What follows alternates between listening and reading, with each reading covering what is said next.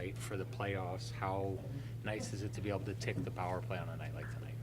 Yeah, for sure. I mean, I thought we did a lot of good things. Didn't score on the 5-on-3, but we had some good looks and then stayed with it and were able to get one. And then, have both units contribute as well is massive. You're going to need both units down into the playoffs now. So it was nice. We, didn't execute as well as we probably could have on the 5-minute power play, but I don't think that it killed our momentum at all. And I felt like it's nice to see a couple go in, and we'll keep working on it to keep trying to make it a strength of our team. How does Gabe change things on that power play, or how has he?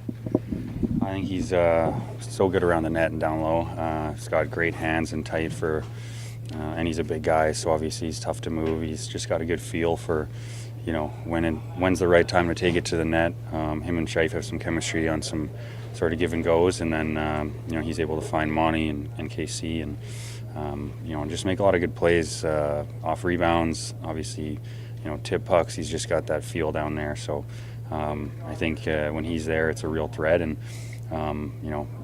teams, depending on how they kill, seem sometimes to leave that guy alone. And obviously, he's dangerous. Josh, your thoughts on the hit? How surprised were you to even get hit there, and how did you, avoid any significant injury out of it? Yeah, I mean, obviously, I don't love, getting hit. I don't think anyone does, but it's not so much not wanting to be hit. It's more just, trying to have, the puck under control and not put yourself in a position to get hit. So, it is what it is. I think they upgraded to a 5, and that's their decision, the refs, and we'll see if anything comes from it. But like I said, I missed a pass up the wall about 5 seconds earlier, which I should have completed, and then that wouldn't have happened. So that's kind of how I see those things. But it is what it is. That being said, that player has got a bit of history with your group and with some other incidents around the league. So it sounds like you're almost giving him the benefit of the doubt.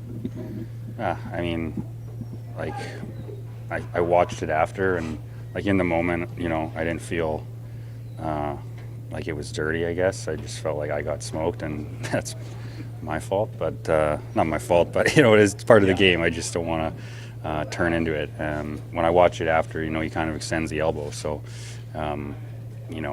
in the moment, I guess I didn't feel it was a 5 or that bad. I just thought it was a big hit, and then you can see he kind of throws the elbow. Thankfully, it just kind of grazed my chin and didn't make contact. But obviously, he's got a history, and the elbow was probably the piece of it that I feel like is the reckless part of the hit. So, the league will look at it. Obviously, he's got a couple suspensions, and he's a young guy in the league, so not the best to be losing money like that. So we'll see what happens. Josh, what adjustments did you guys make, guys, for the second intermission? Because the third period seemed to be more even, like it didn't have the momentum swings that the first 2 periods did. Yeah, I thought like they play a hard game. Obviously, they're a competitive team, and they've kind of had our number so far this year. So we just weren't executing. It wasn't a clean game. It felt like for the first 2 periods, we'd get momentum, they get it. It just felt really sloppy out there, to be honest. But just kind of the way the game flow was. And then I thought in the third, we kind of got to our structure, our breakouts and execution of passing were a lot better. And obviously getting up by a couple goals, then they have to push. So that was kind of the story of the third. But I just thought we did a better job of executing and making cleaner plays. And just a quick one on you guys have clinched a playoff spot. I think it actually officially happened with a couple minutes left in your game by virtue of other scores, but you obviously didn't back into it. You won your way into it tonight and have 6 left. So what's your thoughts on? I think this is 6 times in 7 years in playoff hockey in Winnipeg. Must be a lot of excitement. Yeah, obviously you play 82 games to try to get an opportunity to be a part of the playoffs, and it's just I guess an invitation to the dance. We still want to get our game right over the next 6 games, and as you said, we've been giving ourselves opportunities, which you talk to guys that have long careers and stuff. The more opportunities you can give yourself, the better. But we want our game to be in top shape heading into the first game of the playoffs, so we can try and try and make a run. So it's exciting to get in, and certainly, like I said, it's why you play 82 games, and just excited to see this building, the whiteout again, and that energy that we all experience. So hopefully we can get our game in top shape and be ready to hit the ground running.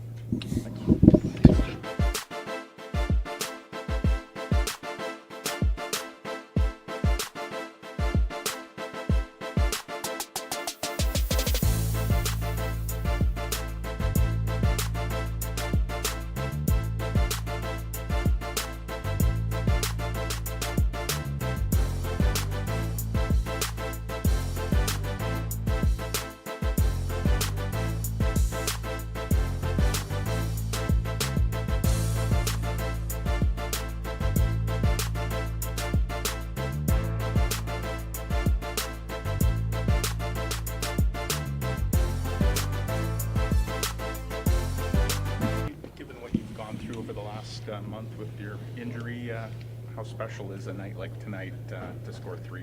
Yeah, it's cool. It's a great night for me, but it's a better night for the team to make the playoffs, and still got a long ways to go. A lot of work that needs to be done still, but it's definitely a good night. You clinch in front of your home fans, a little bit extra special. Is that maybe some motivation to get it done today instead of another day? I mean, not really. No, I mean, it was pretty cool. They made that sound there at the jumbo. I didn't know what was going on, so I guess you could say for that it was cool. But fans have been great, and it's gonna be exciting to play in the whiteout. But like I said, there's still a lot of season left, so got to focus on that. When you say there's work to do, I guess you have 6 games to get your game the way exactly the team wants it. What's the mission for those 6 games? I mean, I don't know, not the coach, but I say just we got to clean up things. Like we're having like breakdowns where I feel like we're getting outworked for not a few shifts, but like the whole period, and we can't have that. There's definitely like parts of the game where we're dominating, you can see it, and then we just kind of lose it, and we got to find a way to narrow that down. You're not going to have a perfect 60 minutes, but we can't have 20 minutes of having Bucky stand on his head. So definitely got to clean things up. I think we know how good we are when we play to our standards, and then but like I said, we got to clean things up too. Gabe, before you got injured, you were kind of the focal point of the power play when it was really humming. How close does this feel tonight to what you were experiencing before then? We had 2 power play goals? Yeah. Yeah, no, that's good. I mean, obviously get the 5 minute there. I don't think we scored on that one, but whenever you get all these power play opportunities, you gotta bury. You gotta have that killer instinct, and make sure the other team pays for taking all the penalties, right? Yeah, I think the power play looked good. We had some chances, and we got to keep going with that because come playoffs, everything's so tight. You got to take advantage of your power plays and score on those. The way that you play the power play with your back to your teammates, your ability to find them, the way that you do it, why has that worked so well for you this year? Just kind of knowing exactly where their sticks are in those moments when you don't seem to be taking too much of a look before you move that puck. I mean, I said it before. I mean, you think I don't take a look, but like I do. I scan before a lot of the time, and sometimes I screw up. I think the one I went between my legs, and it was kind of a hope play. But a lot of the time it's just pre-scanning, and then it's just Mark and other guys just creating more space for me. Him looking off JMO at the point, it just gives me that extra second to make a move or make my play. And but I've been in that position for a while now, so I'm comfortable there. It looked like on some of the power plays after the slap pass goal to you, you were almost being held like man to man there, like they were focusing instead of leaving you a little bit more space. How sensitive are you to the adjustments they make in terms of what your next option is going to be? Yeah, I mean, it's just dependent on how they play it. Casey made a great play. He made it twice in a row. I should have scored on the first one. Yeah, I'm just reading. I mean, where their net front D is, where the weak side forward is, and kind of what they're giving me. But I don't really think too much about like their adjustments. It's just kind of just reading and playing, and whatever they give me, I kind of just try and take it. Did your teammates talk to you about or mention what whiteouts at the arena are for home playoff? I mean, no, but I mean, I grew up watching hockey a lot, so I've seen it on the TV. It looks pretty pretty fun. I'm excited to be a part of it, obviously with them cheering for me. So it'll be a lot of fun, and I'm looking forward to it. Like I said, there's still 6 games of season left.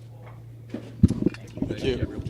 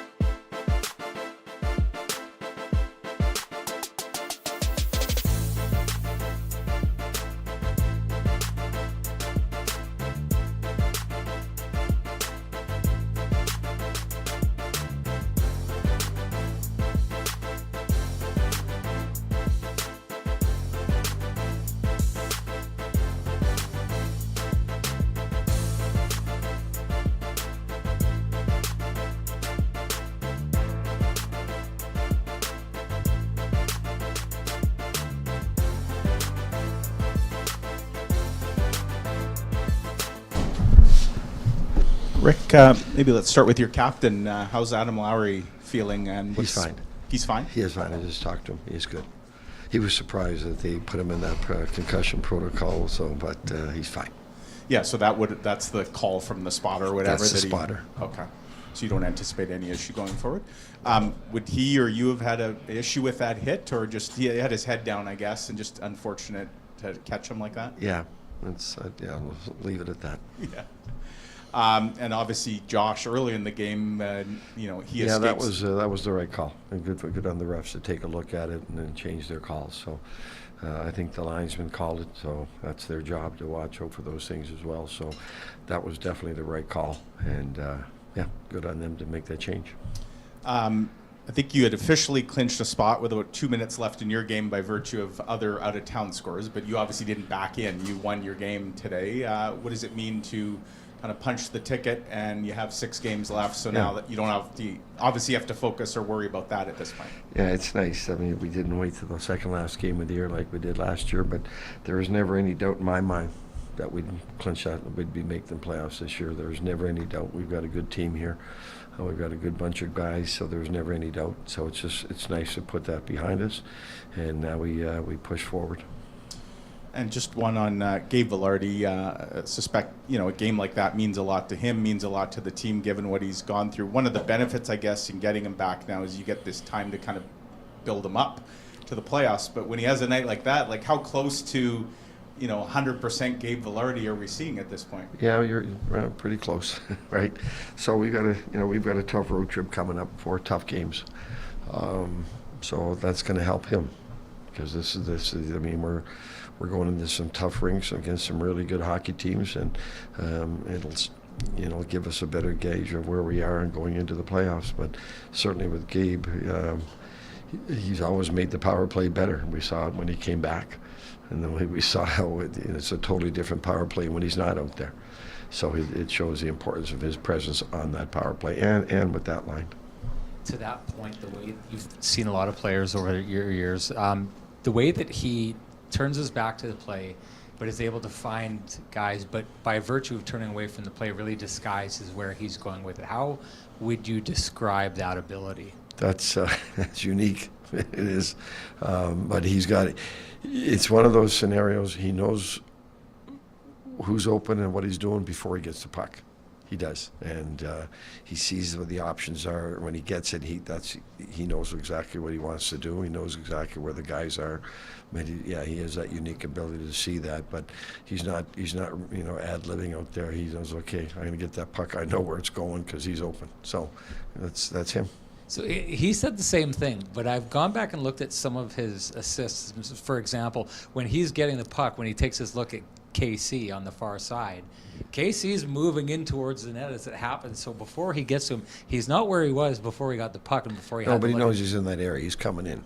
But his ability to kind of find the stick the way that he does, Yeah. because if you don't get the stick, it just wastes time, right? And the ability to put the puck through there.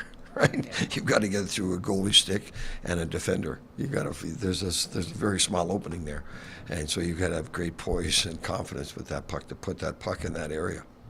One of the things he had talked about is that this team is still looking at working on going forward is the kind of segments of the game that we've seen as of late where it's kind of not there, and I don't want to. He was talking about it's not just 1 or 2 shifts. Sometimes it's close to a whole period that the team doesn't have like its the game. middle frame again tonight. What's leading to that, and how do you root that out? Well, we get spread out too much. We make it too easy for the opposition to come at us because we're spread out. We're not stopping and starting on puck battles. Basically, it comes down to that. We're just making it too easy for the opposition to come at us. And we just take our foot off the pedal for a little bit, and then every team in this league, regardless, is a good team, and they're fighting for their lives tonight to keep the thing alive. But it's more on us taking our foot off the pedal, and that's something we've been dealing with then we're going to continue to deal with it and keep pushing. All that said, I saw a lot of back pressure from your team in the third period. What have you seen from your team as far as closing out the last 2 games? The third period was much better. First period got lapses. Second period wasn't our best. It started okay and it ended okay, but in the middle wasn't good enough. But this team knows how to play in the third period, and the back pressure was there. And let's see how tight we were all over the ice. Made it very hard for them to get anything going. So that's the biggest difference. There was a moment in the game, I think it was after Nikolai Ehlers' goal, where you flipped Connor and Ehlers in the top 6. What sparked that change? And then you flipped them back again later in the game. You saw Cole set up Nick, and you say, okay, we had them together earlier, and it didn't work. So I said, well, let's just try it a little bit, see if it's going to work, and it didn't work. So we just flipped them back. That's always an option that I have with those guys, with Nick and KC. But if you remember earlier when we first got Sean, we had that line together, and it just didn't work. It's as simple as that. And then when I saw Cole set up Nick, okay, let's just take another look at that and see what it looks like. And I didn't like it, so we moved them back. And on the defensive side of things, you've switched your deep pairings as of late, most notably the top pair, Morrissey and Pionk. How have you liked Neil Pionk's game in the 2 games that he's played on the top pair with Josh? He's been fine. No, he's been fine. Neil's a solid player. He is. He reads the play. He's a competitive guy. He can play with anybody. Maybe he's got good skills, and he's a competitive guy, and he can play anywhere with anybody. Just on the topic of Cole and that assist, I mean, a pretty good board play, and then he picks up a puck in the slot as well. It's got to be encouraging for you as a coach to see him come alive at a time of year where the game is harder than when he had gone cold there. Hey? Yeah. Yeah, it is, and good for him. And again, he worked very hard, and it was tough on him. He's never had us go through this before, but it's big boy hockey right now, and you got right, and it has been for a while. So you got to learn how to play in these situations, and he's figuring it out. You have a lot of options up and down the lineup. Does it give you encouragement that he's going to be able to be there for you in the playoffs? Yeah, it does. Yeah, keep playing the way he's playing, and yeah, we're fine with that. Just Rick, a quick one on Tyler Toffoli. We've seen in the past, I can think back all the way to like guys like Patrick Laine. They'd often be put with Lowry's line, and Paul Maurice used to do that to get guys going because of the way Adam plays. Looked like Tyler Toffoli, I know he was missed last game, but he was a lot more active tonight. I think he had like 5 or 6 shots. Yeah. Did you see him kind of maybe a little better version of him tonight than what we'd seen? He made a great play to Apple in the first period. In that second period, you can tell he's a natural goal scorer because from the bench, he's coming down on his off wing, and he knows exactly where to put that puck, and he just missed that far top shelf. So if you also see his poise with the puck, he knows when to release it. He doesn't panic with his shot. He's not forcing it. He waits for the opening to develop, and then it's on the net. So that's why he's got 31 goals. Thank you.